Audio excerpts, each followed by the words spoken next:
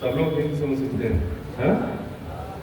चलो अच्छी बात है। तो क्योंकि भाषा का एक बहुत बड़ा महत्व होता है कि जो हम लोग कहना चाह रहे हैं वो सरल और सुगम तरीके से दूसरे व्यक्ति तक पहुंच जाए, है ना।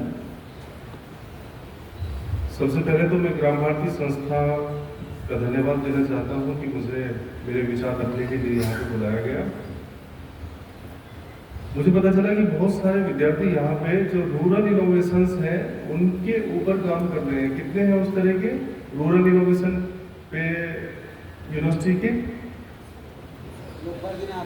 अच्छा, लोक भारती में, है ना। हाँ, आप लोगों की समझ में तो आया होगा कि रूरल इनोवेशन होते क्या है।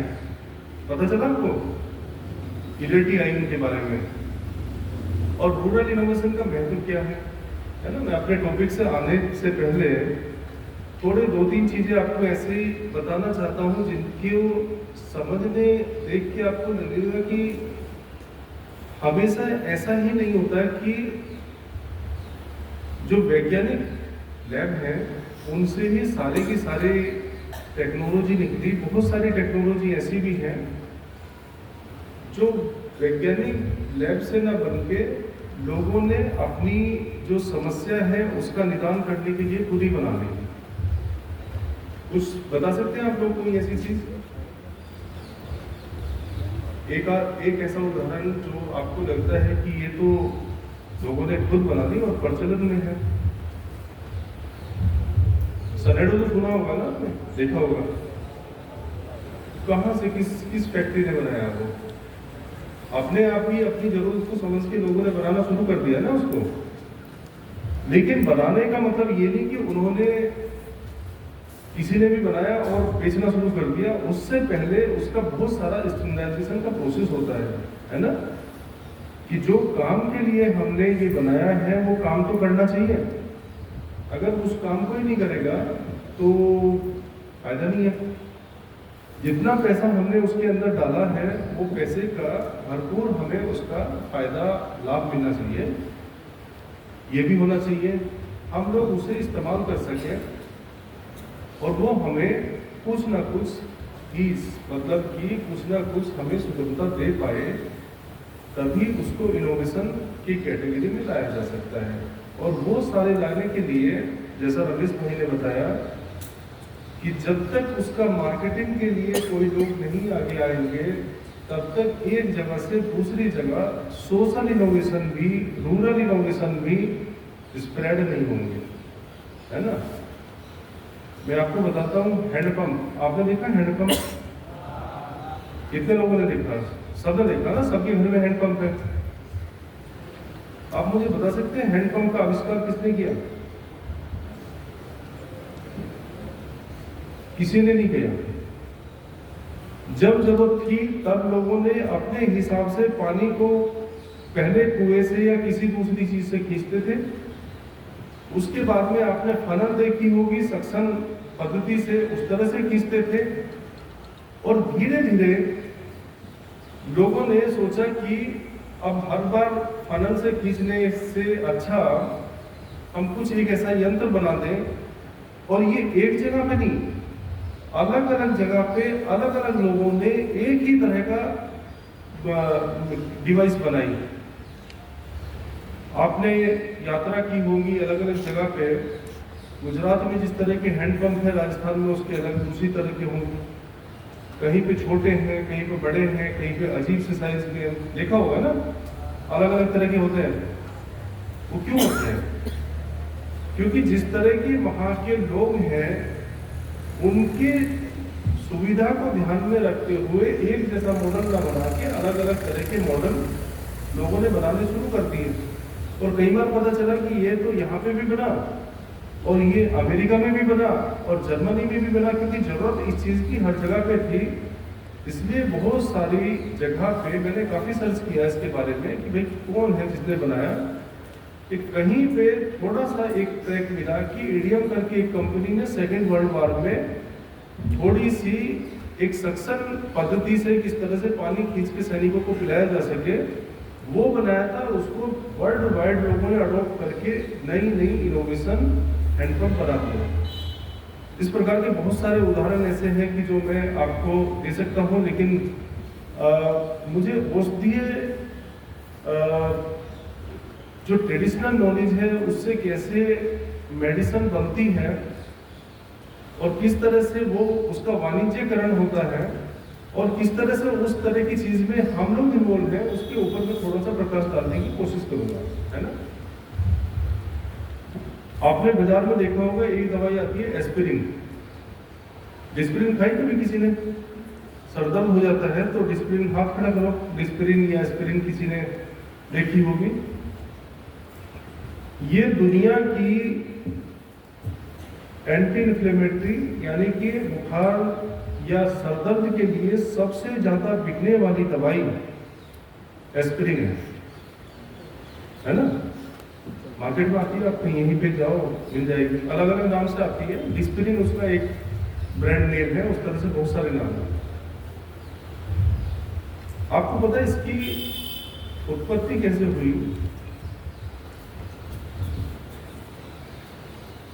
दक्षिण अमेरिका में, जैसे अमेरिका है उस तरह से दक्षिण अमेरिका के भी देश हैं, जैसे जिसमें ब्राजील, पेरू, चिली, ये सारे देश हैं। दक्षिण अमेरिका के ट्राइबल लोग, आदिवासी लोग क्या करते थे कि शाम को मजदूरी करके आने के बाद में एक पौधे के पत्ते उबाल के पीते थे। जैसे हम लोग कई बार तुलसा के पत्ते पी लेते हैं या अड़ूसी के पत्ते खांसी में पी लेते हैं, उस तरह से वेलेस करके पौधा था। वेलेस पौधे की पत्तियों को लोग उबाल के पीते थे।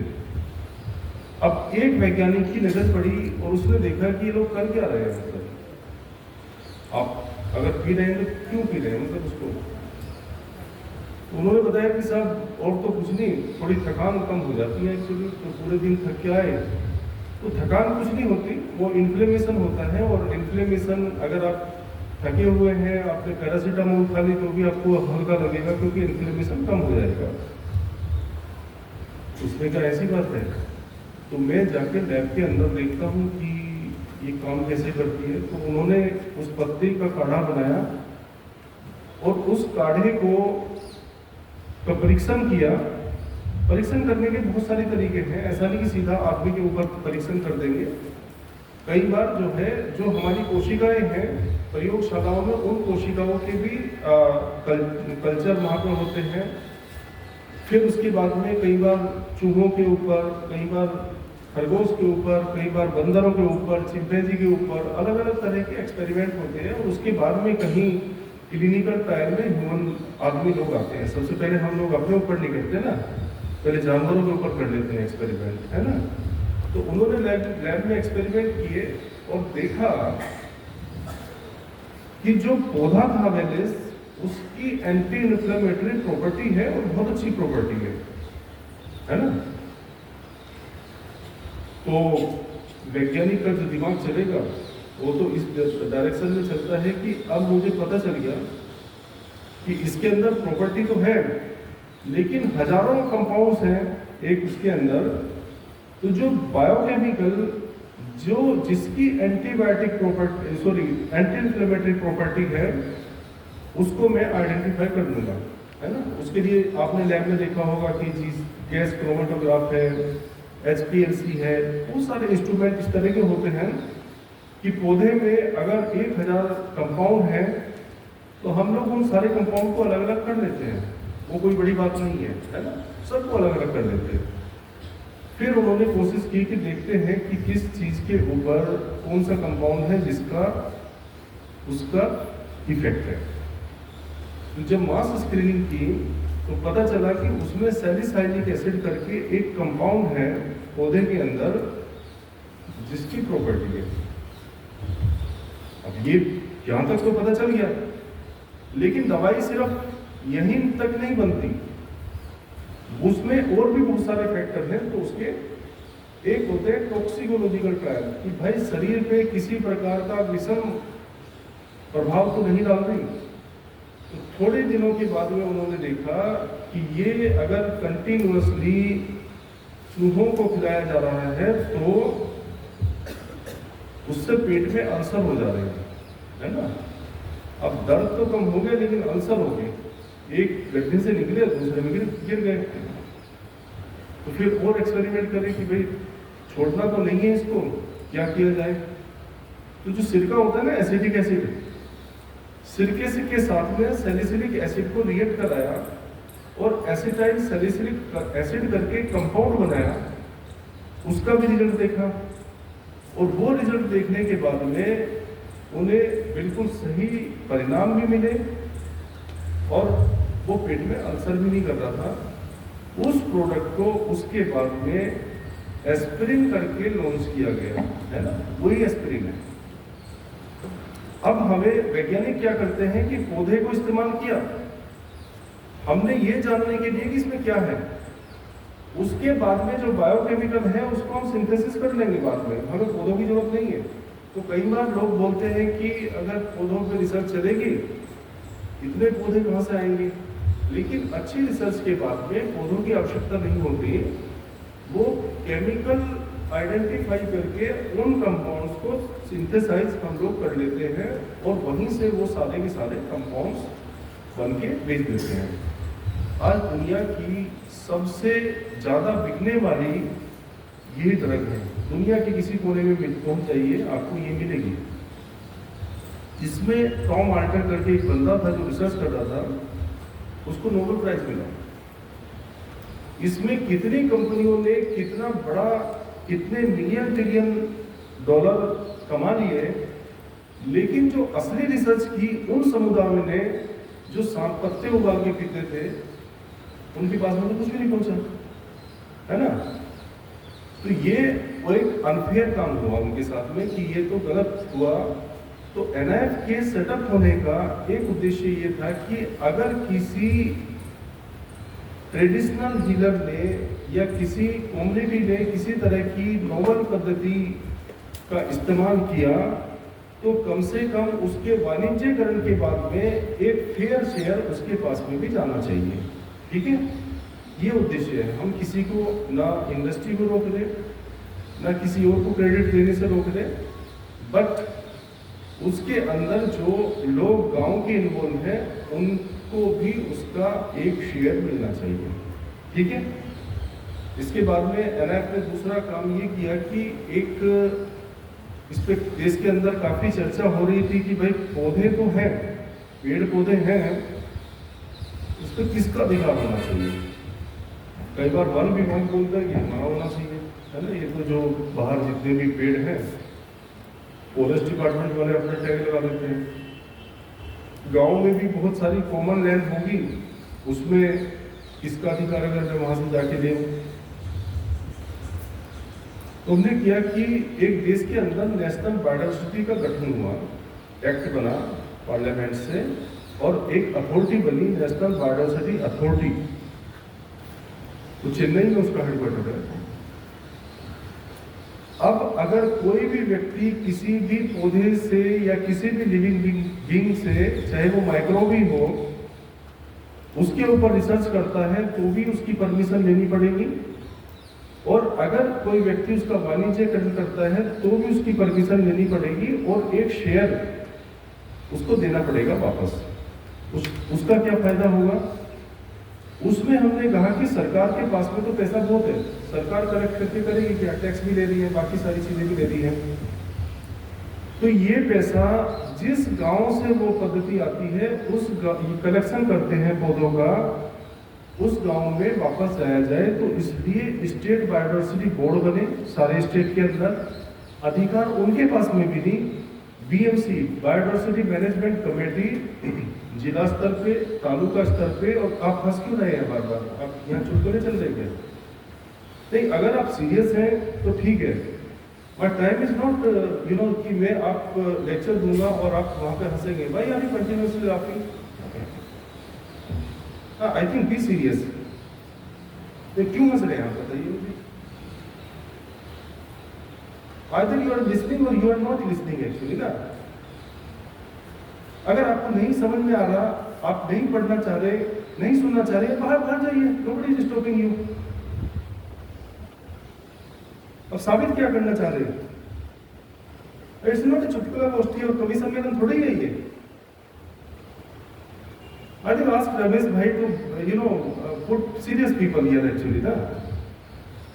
अगर अनुशासन नहीं होगा तो मैं आपको बता देता हूँ किसी का भविष्य नहीं है। First thing for everyone there has to be the discipline. अगर हमारे अंदर डिसिप्लिन नहीं है, अनुशासन नहीं है, तो देखो वो एक बहुत गलत बात होती है। हम किसी और को नहीं रोक रहे, हम अपने आप ही आगे बढ़ने से रोक रहे हैं। कई बार हम कोशिश करते हैं कि दूसरे के ऊपर हंस रहे, वास्तव में हम लोग अपने ऊपर हंस रहे हैं एक्चुअली। बी सीरियस, ठीक है। अब सवाल पूछिए, आपके दिमाग में कुछ है कि कोई गलत बोल रहा है तो आप उसका काउंटर आर्गुमेंट कीजिए। ये तरीका गलत है किसी के लिए भी। चलो तो मैं आपको बता रहा था कि इस प्रकार से जो पद्धतियां हम लोग गांव में कुछ लोग कर रहे हैं, तो उसको बायोडायवर्सिटी मैनेजमेंट कमेटी के माध्यम से हर गांव में, अभी सब गांवों में नहीं पहुंची लेकिन पहुंचने की कोशिश कर रहे हैं। तालुका स्तर पे या जिला स्तर पे उस तरह की कमेटी बने और वहाँ पे जो बेनिफिट आ रहा है तो जहाँ पे वो शेयर किया वहीं पे उन लोगों के साथ में वो शेयर वापस पैसा जाया जाए। अभी एक्ट के अंदर इतना भी हुआ कि कोई भी किसी भी प्रकार के बायोलॉजिकल रिसोर्सेज को इस्तेमाल करके अगर आप पेटेंट फाइल करना चाहते हैं तो जब तक बायोडायवर्सिटी अथॉरिटी का अप्रूवल नहीं होगा, जब तक आप कमिट नहीं करेंगे, एग्रीमेंट साइन नहीं करेंगे कि मैं अपनी इनकम में से 3% उस बायोडायवर्सिटी मैनेजमेंट कमेटी को दूंगा, तब तक आपको पेटेंट भारत सरकार ग्रांट नहीं करेगी। सिर्फ उन केसेस में जहां पे बायोलॉजिकल रिसोर्सेज को इस्तेमाल किया गया है, ठीक है। इसके बाद में आता है वाणिज्यकरण एक्चुअली, कि उसको किस तरह से वाणिज्यकरण करते हैं। एक तो कन्वेंशनल मेथड आप सोच रहे होंगे कि नहीं कंपनी है उसे ट्रांसफर कर दो, वो भी एक तरीका है। लेकिन भारत सरकार की बहुत सारी पहल हैं आजकल बायो इकोनॉमी को बढ़ाने के लिए, और हम कोशिश कर रहे हैं कि 300 मिलियन की इकोनॉमी, बायो इकोनॉमी हमारी हो जाए, जिसमें हर्बल ड्रग भी है, हर्बल एक्सट्रैक्ट भी है। उस तरह से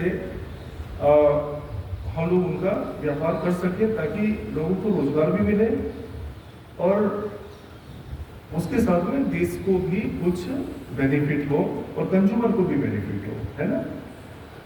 तो एक आपने स्कीम सुनी होगी स्टार्टअप इंडिया, सुनिए। वो आप जैसे विद्यार्थियों के लिए है कि अगर मान लो आप में से कुछ लोग अपना उद्योग धंधे लगाना चाहते हैं, ठीक है, तो आप अपनी स्टार्टअप कंपनी बना सकते हैं। आप अपनी कंपनी बना के, और अगर उसमें कुछ इनोवेशन है तो वो कंपनी को एक सरकार का विभाग है DPIIT, वो स्टार्टअप का टैग दे देगा और उसका बेनिफिट ये है कि आपको टैक्स के अंदर काफी बेनिफिट मिल जाएगा, प्लस सरकारी स्कीम के अंदर भी आप अपनी दवाई को या अपनी किसी भी चीज को बेच सकते हैं। उसमें दवाई भी हो सकती है, उसमें फूड प्रोडक्ट भी हो सकते हैं, उसमें न्यूट्रास्यूटिकल भी हो सकता है, उसमें वैक्सीन भी, कुछ भी हो सकती है। मतलब तो आप विद्यार्थियों के लिए तो मेरा मानना है कि आप लिख लीजिए स्टार्टअप कंपनी के बारे में, आप जानने की कोशिश करो। और गुजरात में तो काफ़ी अच्छा अनुदान गुजरात सरकार भी देती है, पेटेंट के ऊपर भी जितना आपने पैसा खर्च किया वो वापस सरकार आपको वापस कर देगी। काफ़ी इंक्यूबेशन सेंटर है यहाँ पे जो आपको गाइड कर सकते हैं कि आपको कैसे कंपनी लगानी है, कैसे कंपनी को आगे बढ़ाना है। आई क्रिएट आप लोगों ने सुना होगा, गुजरात गवर्नमेंट का काफ़ी बड़ा सेटअप है। आई क्रिएट जा सकते हैं आप, सावली इनोवेशन पार्क है बड़ौदा के पास में, वहाँ पे जा सकते हैं आप। गुजरात गवर्नमेंट के DST विभाग के साथ में संपर्क कर सकते हैं। तो बहुत सारी अपॉर्चुनिटीज इस तरह की है कि जहां आपको इसका बेनिफिट मिल जाएगा कि आपने अगर कोई इनोवेशन की और उसको बाजार तक लेके जाना चाहते हैं, है ना। इसकी और जानकारी चाहिए आप हमसे संपर्क कीजिए, हम आपको जानकारी प्रोवाइड कर देंगे। महेश भाई का सारा डिटेल आपके पास में है। रमेश भाई की सारी डिटेल आपके पास में है, तो आप उनसे संपर्क कीजिए। सृष्टि में भी इंक्यूबेशन सेंटर हमने यहाँ पे सेटअप किया, आपने देखा होगा वहाँ पे एक बायो इंक्यूबेटर वहाँ पे, तो वो भी वहाँ आपको इंक्यूबेट कर सकते हैं। उद्देश्य यही है कि किस तरह से विद्यार्थियों की टेक्नोलॉजी को, उनकी कंपनी को इंक्यूबेट करके आगे उसका कॉमर्शलाइजेशन किया जा सके। आप लोग सोचते होंगे कि हम लोग स्टूडेंट हैं, स्टार्टअप बना के तो कितना बेनिफिट होगा, कंपनी चलेगी या नहीं चलेगी।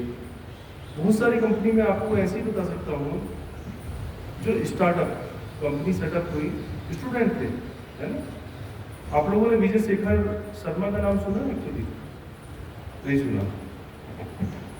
फाइनल ईयर का स्टूडेंट था ग्रेजुएशन में, है ना। उसने सोचा कि जॉब वो तो ठीक है, अच्छा क्या हुआ कि जॉब नहीं मिली, कैंपस प्लेसमेंट हुआ, बाकी सारे साथियों को जॉब मिल गई, लेकिन उसे अपनी पसंद की जॉब नहीं मिली। तो इसका मतलब कि बहुत शार्प स्टूडेंट नहीं था। उसने फिर सोचा कि कुछ कंपनी सेटअप कर लेते हैं। एक्चुअली ना कंपनी सेटअप की, अपना आइडिया लोगों को सुनाया, किसी ने फाइनेंस दिया, किसी ने नहीं दिया, बट उसने एक छोटा सा फाइनेंस लेके किसी से कंपनी बनाई, स्टार्टअप में रजिस्टर कराया, और आज वो कंपनी सब लोग जानते हैं, पेटीएम, है ना।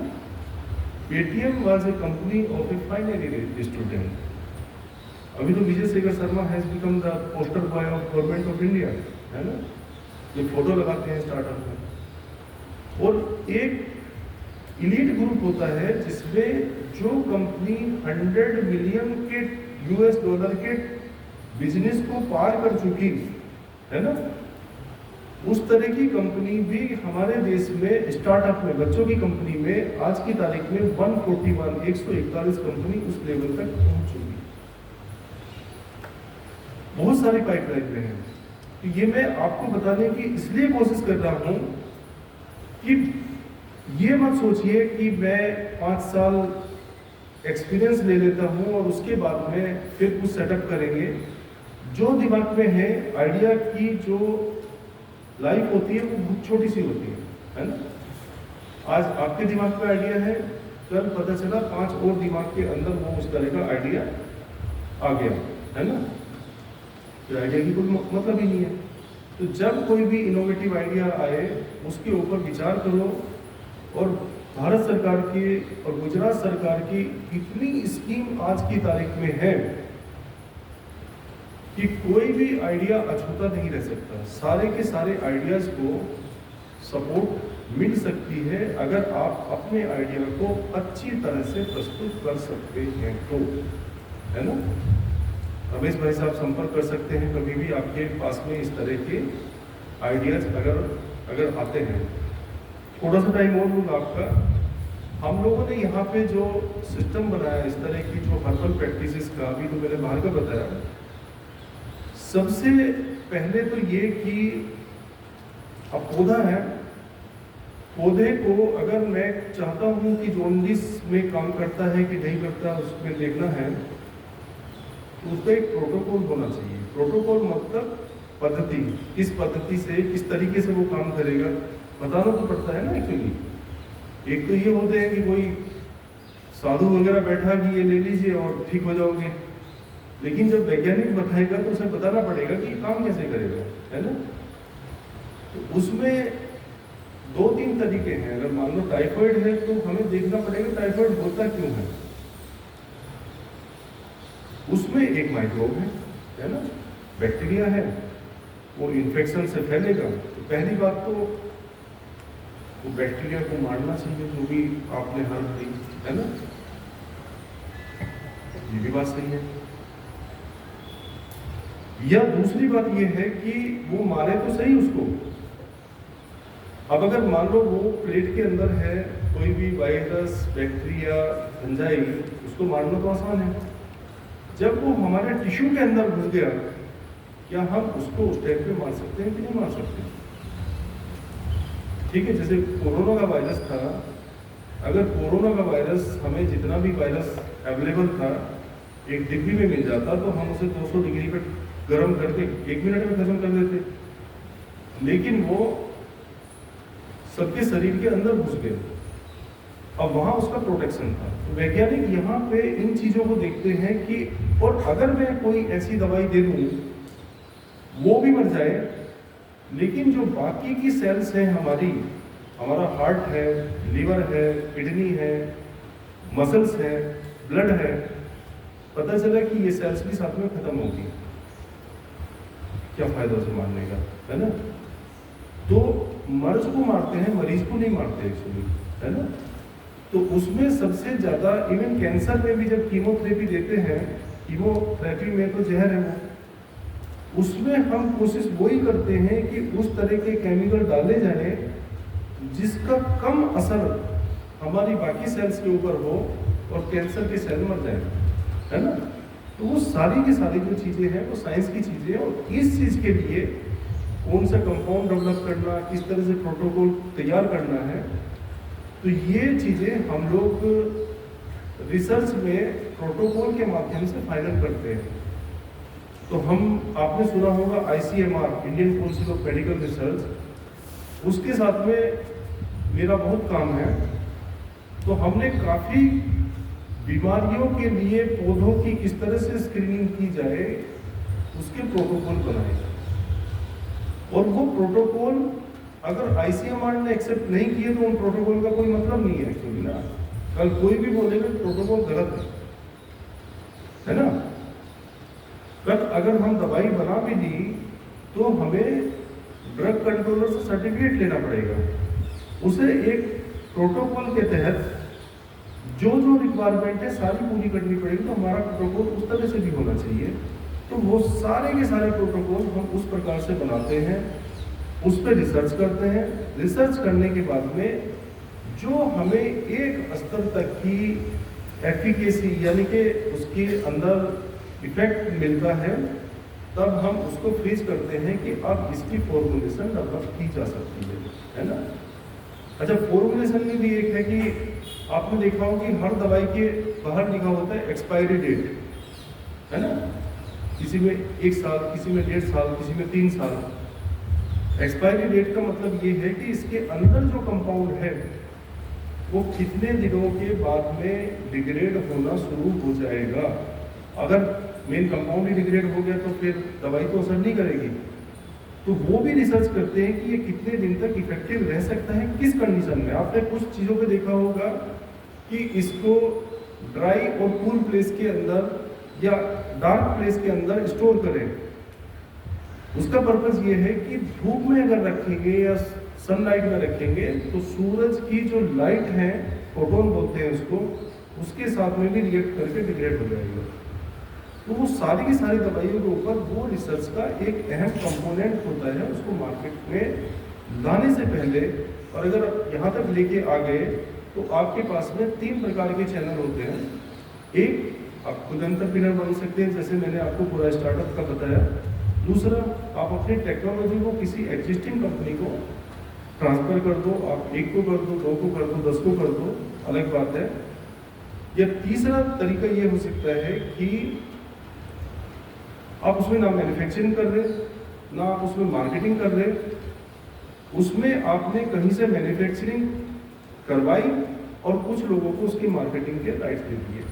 वो भी एक तरह से एक लीगल प्रोसेस देश के अंदर है, ऐसा बहुत लोग कर रहे हैं। अल्टीमेटली तो किसी भी रिसर्च का उद्देश्य यही होना चाहिए कि वो लोग उसको फायदा उठा सके, जिसने रिसर्च की वो पैसा कमा सके, और तीसरी बात यह है कि देश की इकोनॉमी में उसका कहीं ना कहीं कॉन्ट्रीब्यूशन कुछ ना कुछ टैक्स देंगे, टैक्स पे करेंगे, खरीदते टाइम में भी, बेचते टाइम में भी, रिटर्न भी फाइल करेंगे, तो देश को भी उसका इंडस्ट्रियलाइजेशन प्रोसेस है उसका बेनिफिट इसके अंदर होएगा।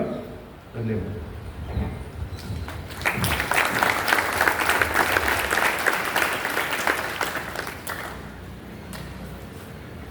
कोई सवाल हो तो पूछ लीजिए।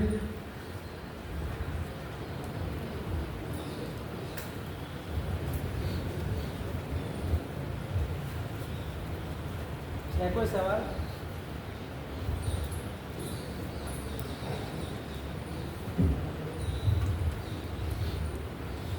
કોઈ સવાલ નહીં. પછી ખબર ના પડી હોય એવું.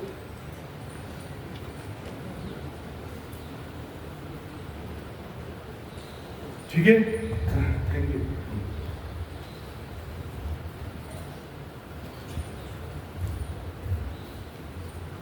સવાલ છે?